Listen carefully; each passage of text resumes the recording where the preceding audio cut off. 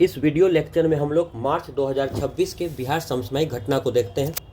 तो राष्ट्रव्यापी अभियान के 1.5 वर्ष पूर्व ही ह्यूमन पेप्लिमा वायरस टीका लगाने वाला बिहार जो था पूरे भारत का पहला राज्य बना था और इसमें 14 से 15 वर्ष की लगभग 13 लाख किशोरियों को टीकाकरण करेगा बिहार। अभी वर्तमान में इसके तहत कितना 13 लाख किशोरियों का टीकाकरण करेगा बिहार। इसका एज लिमिट क्या है?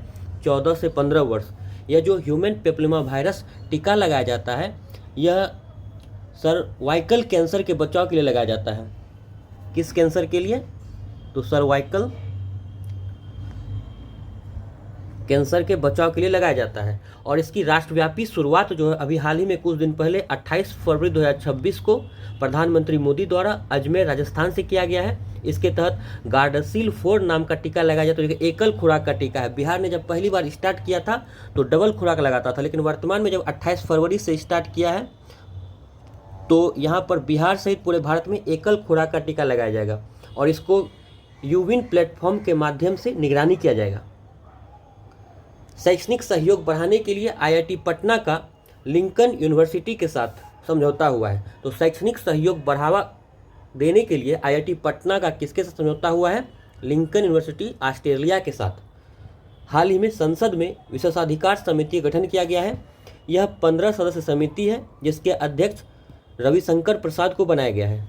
अध्यक्ष कौन बनाए गए हैं? रविशंकर प्रसाद है। इसका काम क्या है समिति का? तो संसद विशेषाधिकार के उल्लंघन से संबंधित मुद्दों की जांच करता है। बिहार के नए राज्यपाल कौन बनाए गए? तो लेफ्टिनेंट सैयद अता हसनैन बनाए गए हैं जो कि बिहार के 43वें नंबर के राज्यपाल हैं। और इनको शपथ कौन दिलाया है? तो पटना हाईकोर्ट के तत्कालीन चीफ न्यायाधीश चीफ जस्टिस संगम कुमार साहू ने शपथ दिलाया है। बिहार सेमीकंडक्टर नीति 2026 आई है। बिहार सेमीकंडक्टर नीति 2026। तो आपसे पूछेगा कि हाल ही में कौन सा राज्य सरकार सेमीकंडक्टर नीति लेके आई है? तो बिहार है। यह नीति इस नीति को 29 जनवरी 2026 को कैबिनेट से मंजूरी मिलती है। डेट याद रखिएगा, 29 जनवरी 2026 को कैबिनेट से मंजूरी मिलती है। और इस नीति के तहत अगले 5 वर्षों में जीएसडीपी में सेमीकंडक्टर क्षेत्र का योगदान कितना कर देना है?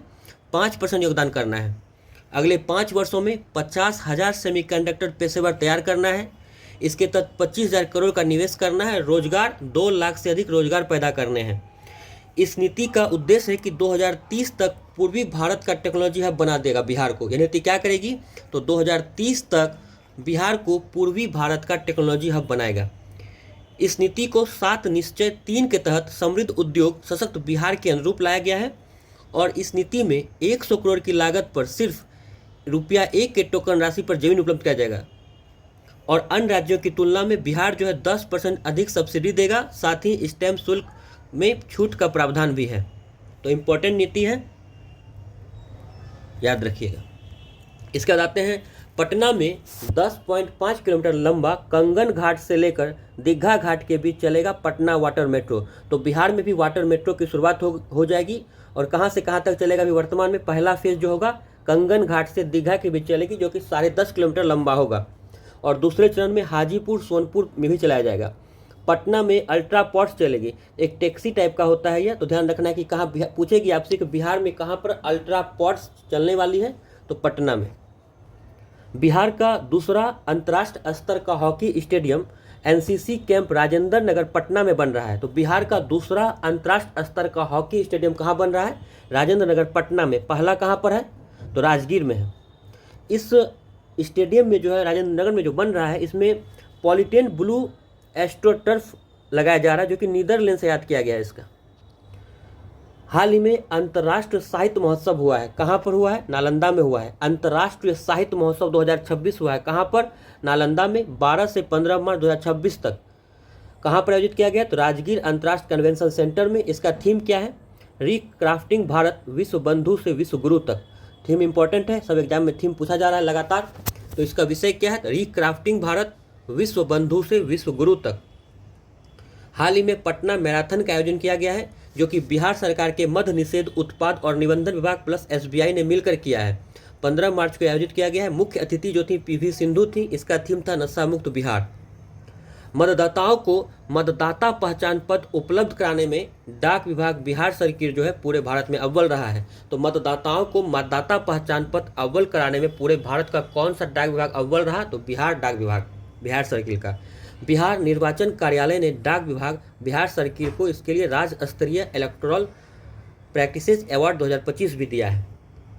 बिहार में एनएच के लिए भूमि उपलब्ध कराने के लिए गठित होगा भू अर्जन सक्षम प्राधिकरण गठित किया जाएगा, इसका नाम होगा कला। बिहार में एनएच के लिए, नेशनल हाईवे के लिए भूमि उपलब्ध कराने के लिए गठित होगा भू अर्जन के लिए सक्षम प्राधिकरण, इसका नाम क्या है? काला। 12वें राष्ट्रीय एथलेटिक्स चैंपियनशिप फॉर ऑटिज्म कहाँ पर हुआ है? पाटलिपुत्रा खेल परिसर में। 12वीं राष्ट्रीय एथलेटिक्स चैंपियंस फॉर ऑटिज्म कहाँ पर आयोजित किया गया है? पाटलिपुत्रा खेल परिसर पटना में। यहाँ पर अजहान अनवर ने, जो पटना के हैं, 200 मीटर दौड़ में स्वर्ण पदक जीता है। तो अजहान अकबर कहाँ के रहने वाले हैं? पटना के रहने वाले हैं। 200 मीटर दौड़ में स्वर्ण पदक जीते हैं कहाँ पर? 12वीं राष्ट्रीय एथलेटिक्स चैंपियनशिप फॉर ऑटिज्म, जो कि पाटलिपुत्रा में हुआ है। राज्यसभा में बिहार के सभी 5 सीटों पर एनडीए की जीत। हाल ही में राज्यसभा चुनाव हुआ, यहाँ पर बिहार से सभी 5 सीटें में एनडीए की ही जीत हुई है, जो कि नितिन नवीन है बीजेपी से, और नीतीश कुमार जदयू से, शिवेश कुमार बीजेपी से, रामनाथ ठाकुर ये भी जदयू से हैं, और उपेंद्र कुशवाहा आरएलएम से। तो सबका नाम याद रखिए, पार्टी का नाम भी याद रखिए। मैथिली भाषा के लिए साहित्य अकादमी पुरस्कार 2026 के लिए किसे मिला? डॉक्टर महेंद्र झा को मिला है। इस सुपौल के रहने वाले हैं। इसके स्मरण क्या है? धात्रीपात संग्राम के लिए। तो ध्यान रखना है आपको कि मैथिली भाषा के लिए साहित्य अकादमी पुरस्कार 2026 किसे दिया गया है? तो डॉक्टर महेंद्र झा को दिया गया है, सुपौल के रहने वाले हैं। इनके स्मरण है धात्रीपात संग्राम के लिए। द्वितीय बिहार महिला कबड्डी लीग 2025, तो द्वितीय बिहार, दूसरा नंबर का बिहार महिला कबड्डी लीग हुआ है। कुल 6 टीमें पार्टिसिपेट की हैं इसमें, और विजेता कौन हुआ? तो मगध वॉरियर्स, और उपविजेता सारण स्ट्राइकर्स। मगध वॉरियर्स विजेता रहा, सारण स्ट्राइकर्स उपविजेता रहा। कुल 6 टीमें हिस्सा लिया है। कहाँ पर आयोजित किया गया खेल? पाटलिपुत्रा खेल परिसर पटना में। आरबीआई के केंद्र निदेशक मंडल की 622वीं बैठक पटना में हुई है। कितना नंबर का बैठक हुआ है? तो 622वीं बैठक हुई है पटना में। किसका? आरबीआई के केंद्रीय निदेशक मंडल की 622वीं बैठक पटना में आयोजित हुआ है, जिसकी अध्यक्षता किसने किया है? आरबीआई गवर्नर संजय मल्होत्रा ने। इससे पहले 8 वर्ष पहले हुआ, तो मतलब पटना में 8 वर्ष बाद यह बैठक हो रहा है। इसकी सबसे बड़ी बात है कि यहीं पर उत्कर्ष 3.0 को मंजूरी मिली है 2026-29 के लिए। तो आपसे पूछेगा उत्कर्ष 3.0 जो है किसकी है? आरबीआई का है। कब से कब तक के लिए मंजूरी मिला है? 26 से 29 के लिए, 2026 से 2029 के लिए। इसका उद्देश्य क्या है? तो वित्त प्रणाली को मजबूत बनाना, डिजिटल नवाचार को बढ़ावा देना, सीबीडीसी को बढ़ावा देना, और 2026-27 के बैंक बजट को भी मंजूरी दिया गया। इसी बैठक में बैंक बजट को भी मंजूरी दिया गया है। बिहार दिवस 2026, तो इस बार हम लोग 114वां बिहार दिवस मनाए हैं, और इसका थीम है उन्नत बिहार और उज्जवल बिहार।